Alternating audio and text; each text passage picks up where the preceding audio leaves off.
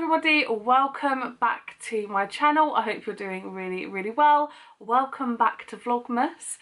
Today's video is going to be me finishing the Q&A that I started, the Q&A that I did when I was a bit tipsy. So I seem to get some like questions about dating and a bit like juicy questions, so I saved them for when I filmed that video late at night after I'd done a family Zoom quiz while I was drinking.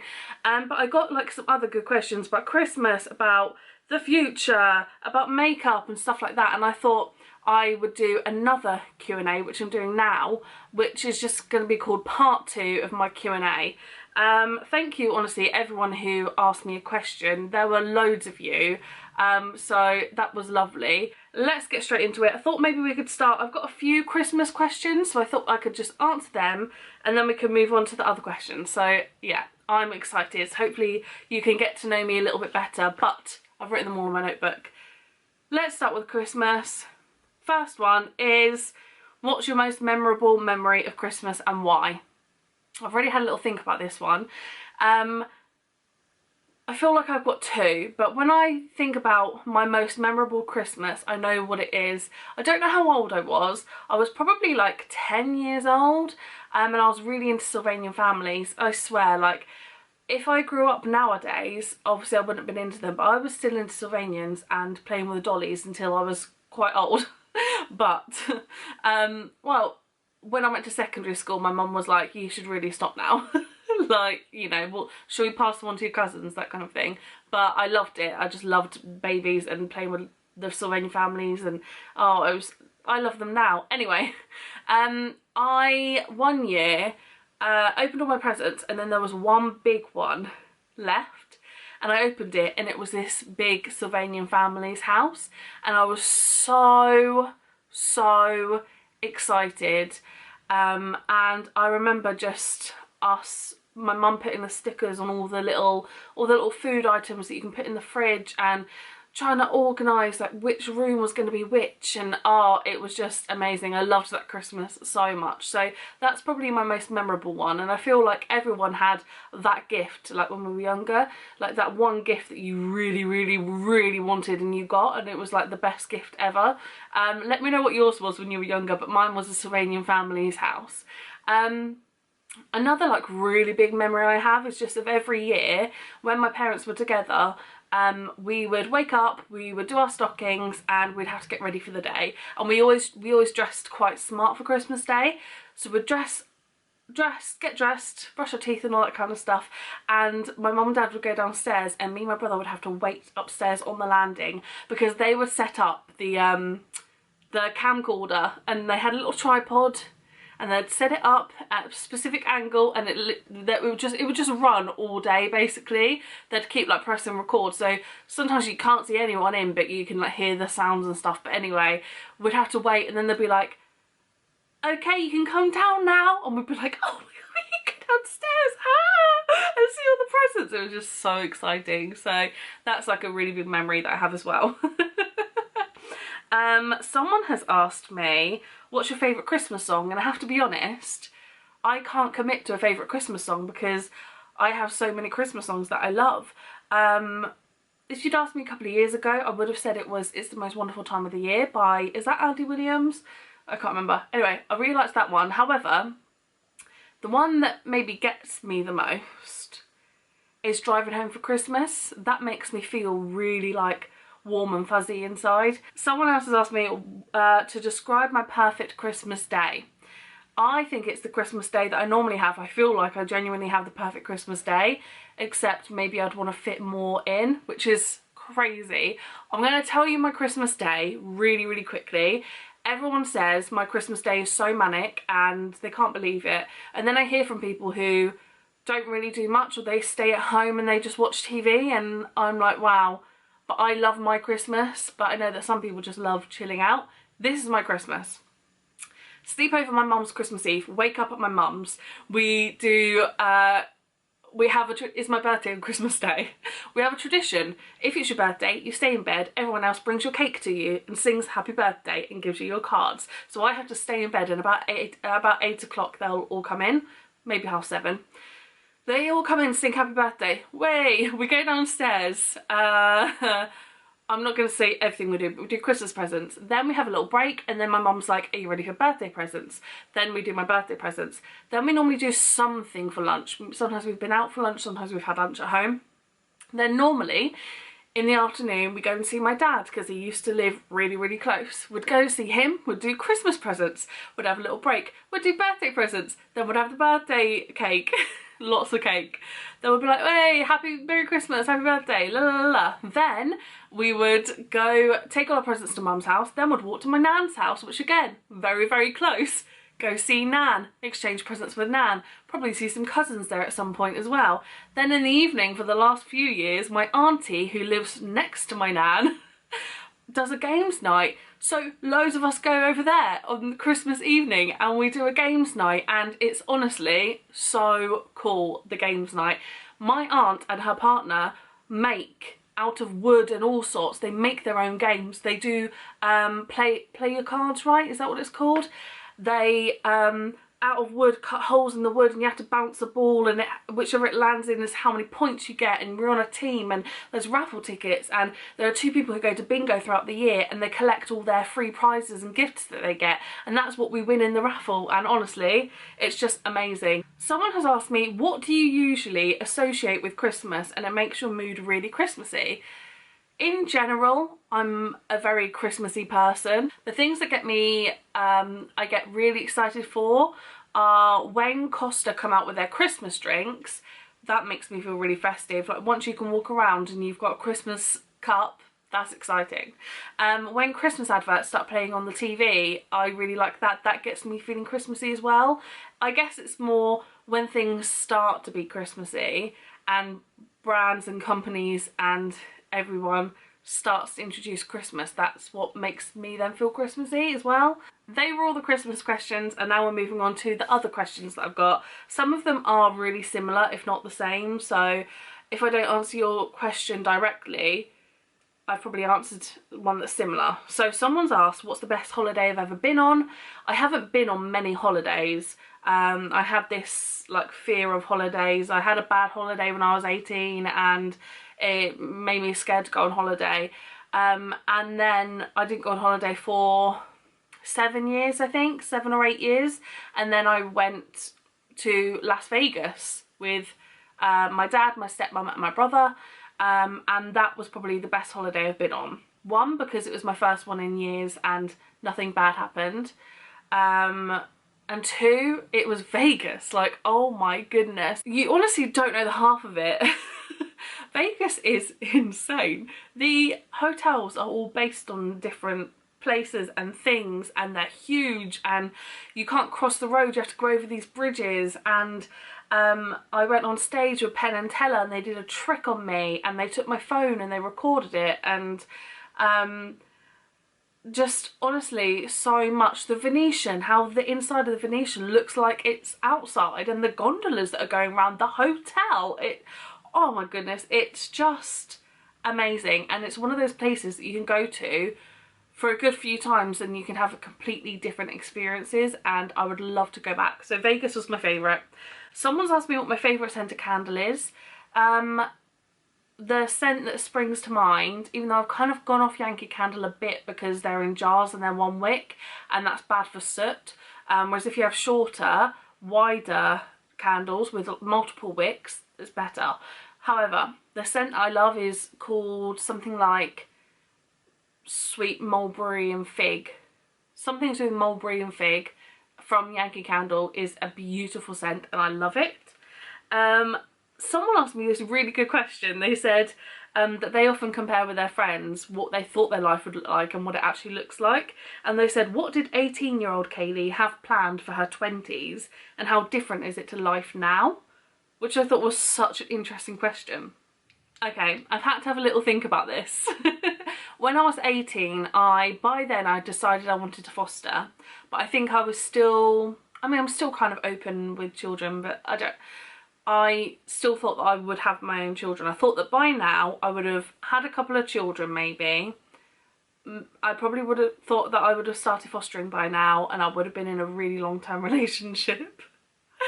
I imagined me by 28 owning a house and having a mortgage, being a primary school teacher because that's what I wanted to be. So how does it compare to now? I haven't started fostering yet. That just hasn't happened for me yet because I don't have a spare bedroom.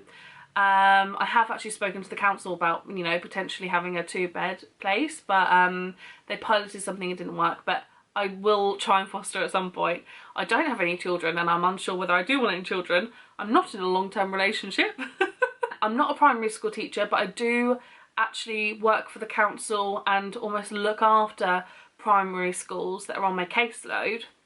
I help with children who have behaviour issues, social, emotional, mental health issues, have been through trauma. I help schools create plans. I'm trained in different interventions to help children maybe build social skills or help build attunement and relationships between an adult and a child, to help children reflect on things, help deal with anxiety, things like that. So I actually feel like my job is a lot more interesting than the job I thought I would have. I think being a primary school teacher is like, I think hats off to anyone who's a teacher. I realised while working in a school that I did not care actually about English, maths and marking and stuff like that, and I didn't want to do any of that. I am much more interested in psychology, child psychology really, and trauma and how that can affect you and things like that. So if I was 18 and was looking to my life now, I would probably think, you haven't fostered yet, you haven't got any kids, you're not in a long-term relationship, you don't even own a house yet. I would think fail, fail, fail, fail. But with my job, I might think, oh, that's quite cool. So yeah. And I suppose this kind of links in with someone said, do you see yourself moving house in the next couple of years? If so, where? When I first moved in here, I thought I'm going to be here 2 years max and then I'm going to move out. I've now been here for 3 years and I think I'm seeing it as more as this is my home, you know? And I think that I don't see myself moving in the next couple of years. I see myself staying here because I've got such a good rate with my flat that I don't really want to give it up, and I don't think I'll be buying anywhere anytime soon because I'm a single person who doesn't have the best wage and I live down south where everything is so expensive. I was watching one of Luce Stevenson's videos and she said that she was fussy with a house and so her house was gonna, they were looking at 125, and I thought, oh my goodness, for a 1-bedroom flat here we're looking at 150, 160 for a 1-bedroom flat that's in like not the best area. And like, I just, yeah, if I want to live somewhere decent in a 1-bed flat, I'm really looking at 180. So yeah, so I don't see myself moving in the next couple of years. However, basically all my family live in the same place, and even though I do like that, I like the idea of me moving somewhere completely random. Who knows what will happen, but I don't know, I just see myself moving somewhere random, and I like the idea of exploring and knowing what the local cafes are like and shops and stuff, you know? So I don't know where I see myself living, but I would honestly move anywhere. Someone's asked me more, I'm trying to stick to questions that are similar to each other, so we're going to move on to makeup soon, but and stuff, but someone has asked me what type of fostering I see myself doing, and honestly I see myself doing it all, complete different age ranges. I know that the hardest children to place are from 12 onwards, and so I would like to be able to offer a home for a teenager. However, I don't think I would start with a teenager. I think that I would start with a younger child to kind of get used to it. Also, practicality wise, I think that I would have to go for a child who's school age because of work. However, I do like the idea of taking in babies and taking in really young children, and I like the idea of doing crisis fostering where they just call you and they're like, we need to place a baby for a night, you know, or this baby's just been born, like we need somewhere for it to go until we find a care home or something like that. I don't know, I don't really know, but I like the idea of doing that. However, with my job and with work, I don't think you could do that. So I see myself at first taking in a school age child, as in primary school age, and then moving on to teenagers. I probably see myself doing longer term fostering than short term, but yeah, that's how I see myself. I'm definitely the kind of person who is like, if they went, what age do you want? I'd be like, well, what age are you struggling to place the most?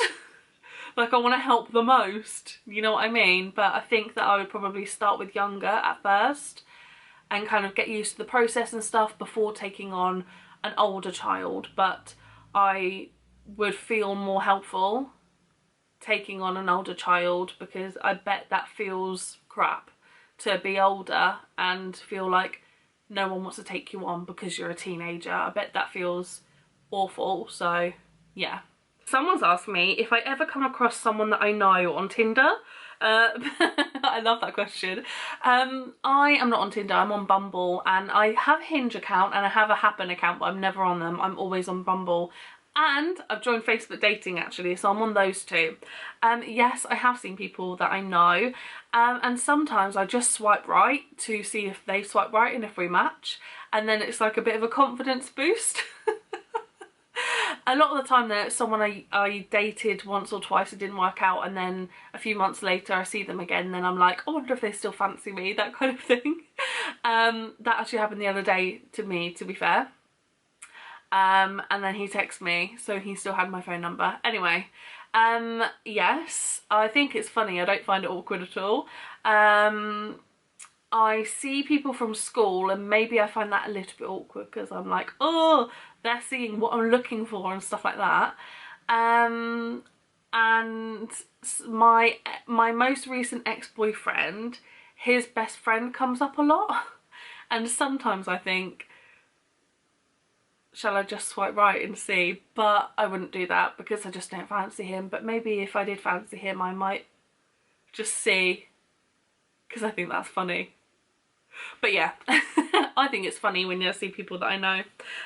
Someone has asked me what my favourite eyeshadow palette is. And overall I'd probably say it's the original Jaclyn Hill palette with Morphe. I feel like it's just my kind of shades. They're like natural shades. You can go a bit darker and you can go a bit orangey if you want, and that's perfect for me. Another one that I love is the Huda Beauty New Nude palette. Someone has asked me what my favourite product in beauty boxes has been this year, and I am going to do a video on this during Vlogmas.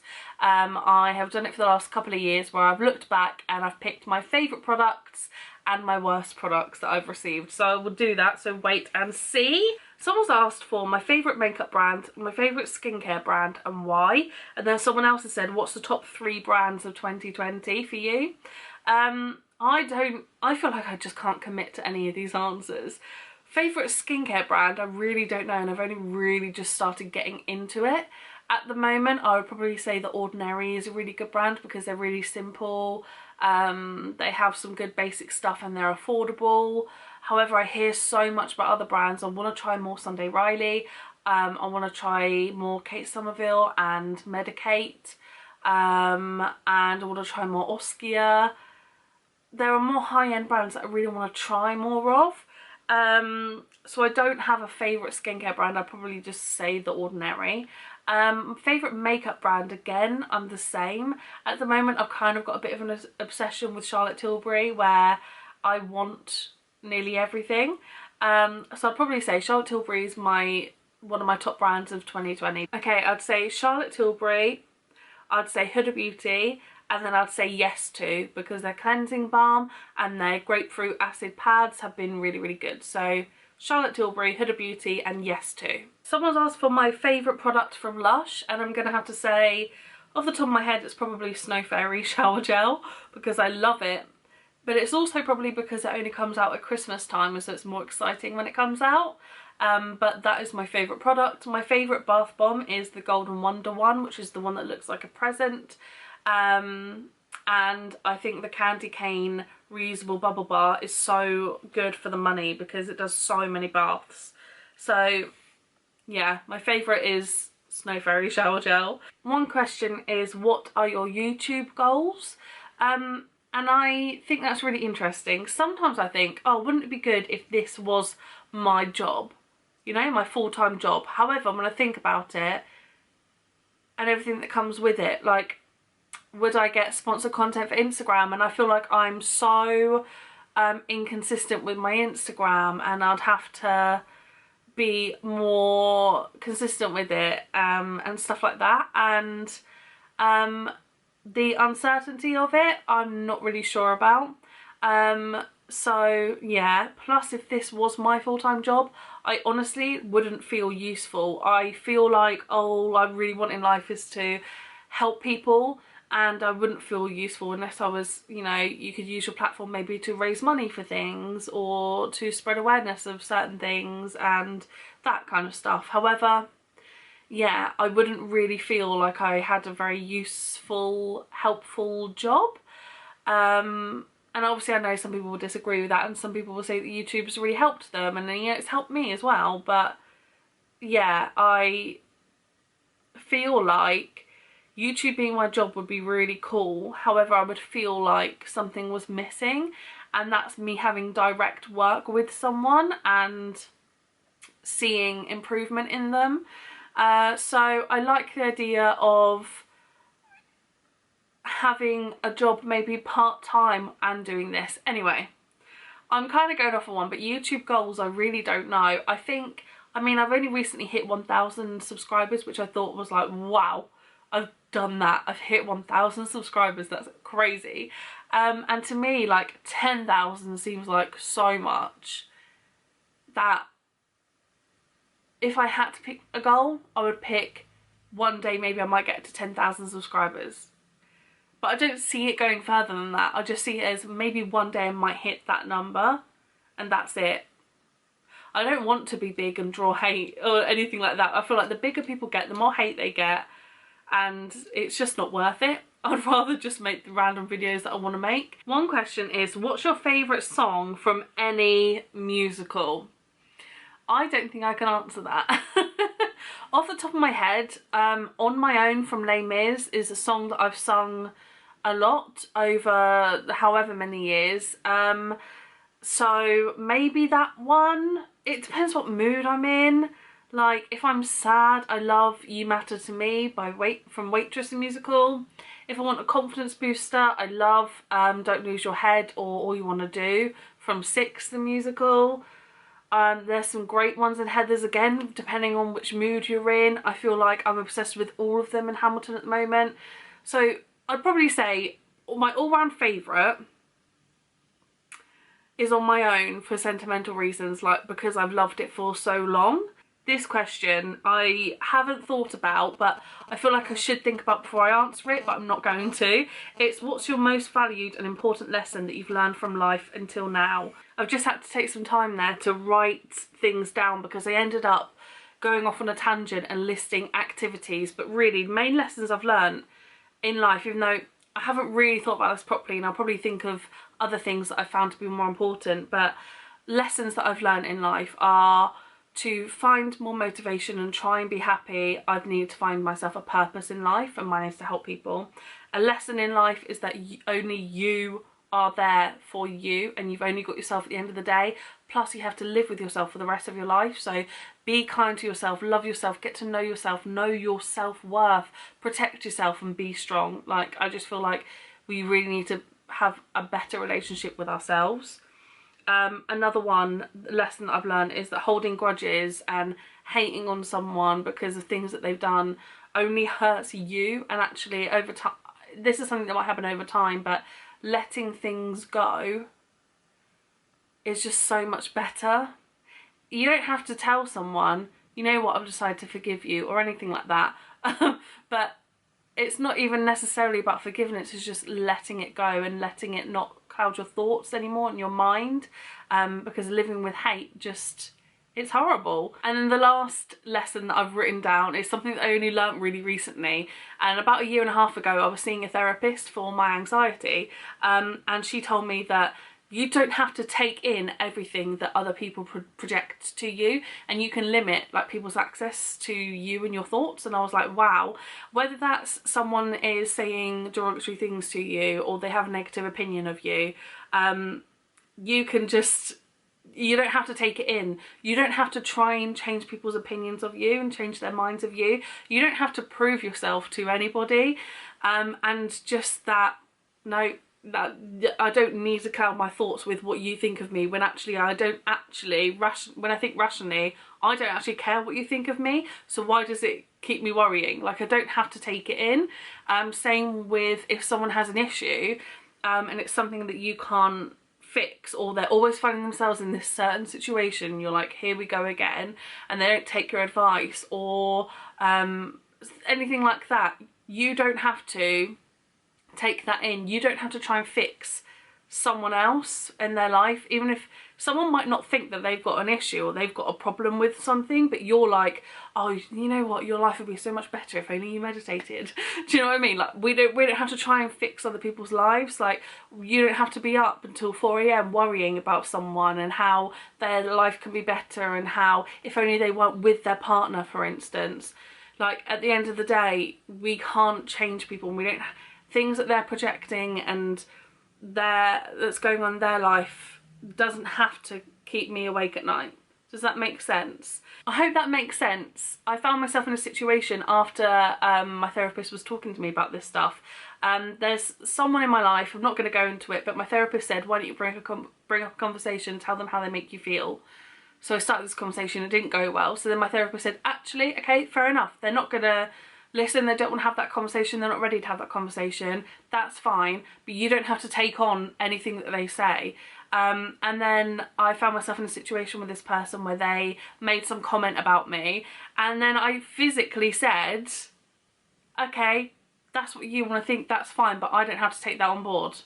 And like, I'm gonna take that, I'm gonna pass it back to you because I don't care. And you don't have to physically say that, but you can think that, like, they've given you something, you don't have to let it absorb into you, into your mind, into your body. Like, no, thank you. I don't have to take that negativity on board, no matter what that negativity is. You don't have to take it on board, and you can protect yourself. And that's a big lesson that I learned. So yeah, I feel like that got a little bit deep, but you know what I mean. And with that, that is the end of my Q&A. They are basically all of the questions that I have been asked. So thank you so much for submitting all the questions for me to answer. I was actually really shocked by how many I got, so thank you for that. And yeah, thank you very much for watching this video. I hope you maybe learned something about me that you didn't know already. There may be some questions that have gone unanswered, and it might be because I've been filming for a long time and I've probably cut some out. But yeah, thank you so much for watching this video. I hope you enjoyed it, and I will see you in my next one tomorrow.